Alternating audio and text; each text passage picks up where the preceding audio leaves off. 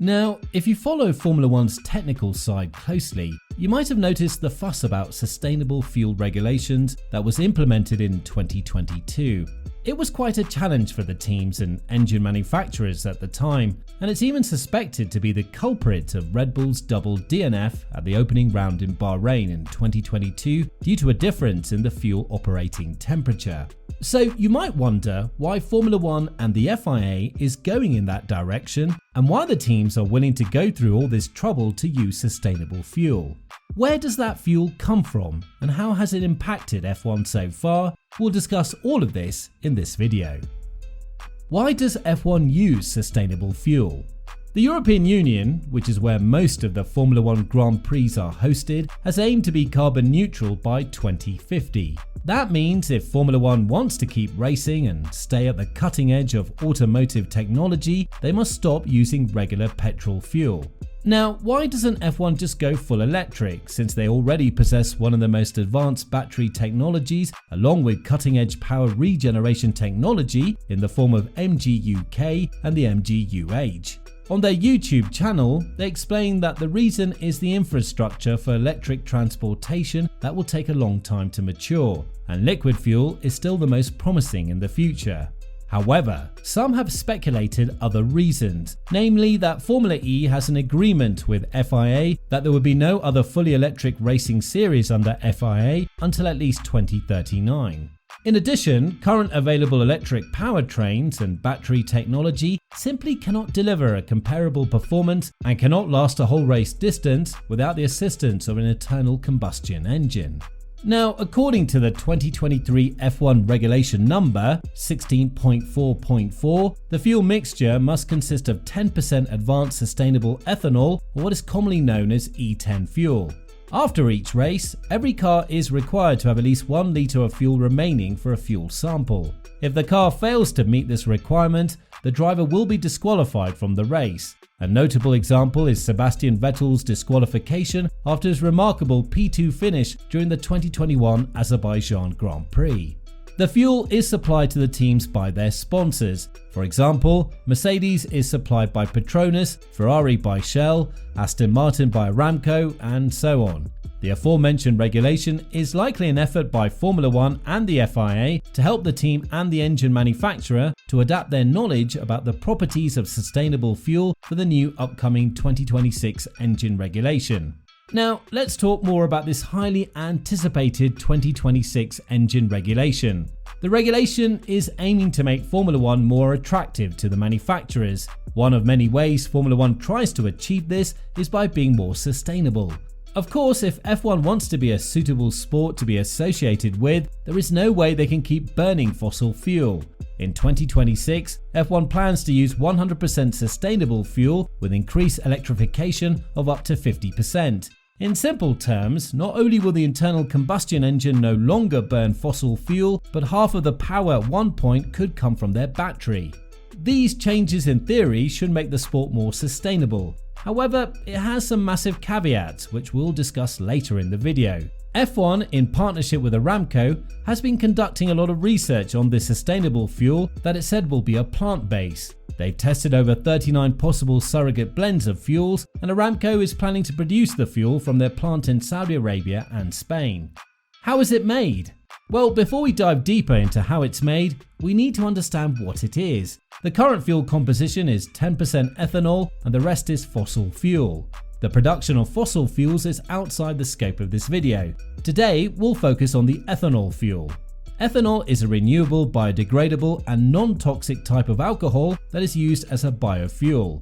It's typically made from biomass sources such as corn, sugarcane or switchgrass, and can also be produced from waste materials such as food scraps or agricultural residues. Ethanol has a lower energy density than gasoline, meaning that it contains less energy per unit of volume.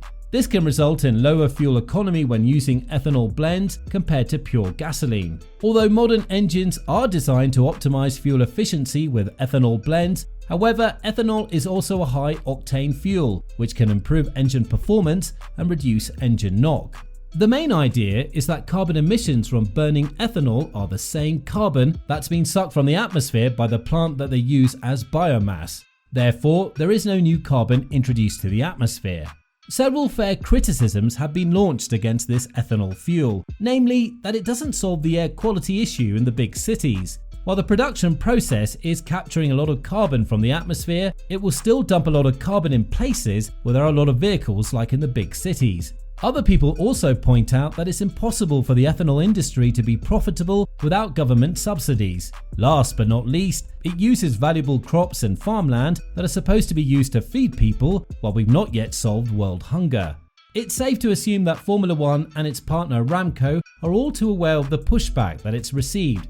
It's still unclear how the 2026 fuel will be produced. However, they promise that this fuel will come from non-food sources, which only addresses one of many criticisms of sustainable fuel. How has it impacted F1 so far?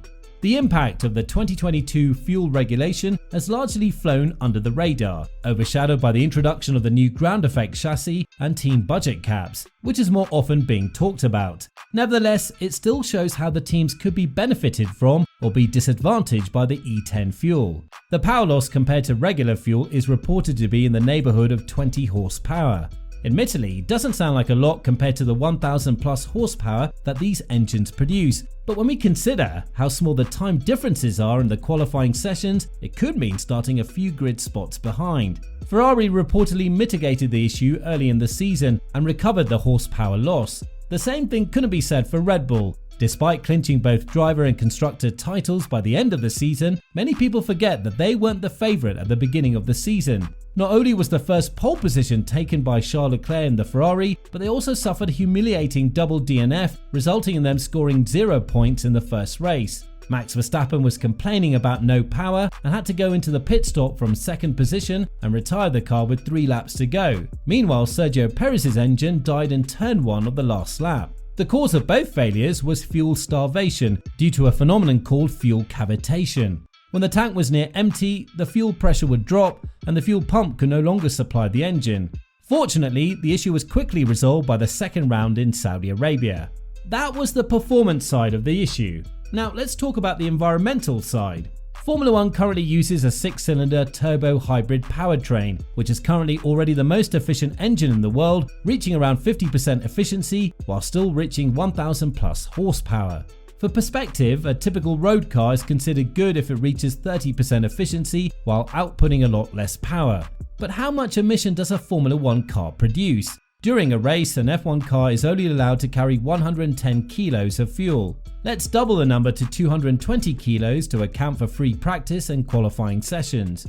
There are 20 cars on the grid currently, so that's 4,400 kilos. Now, multiply that by the number of races in one season and we get 101,200 kilos of fuel every year. It sounds like a lot until we consider that a typical passenger airplane is burning 150,000 litres of fuel for a 10-hour flight. The car itself is by far not the main issue.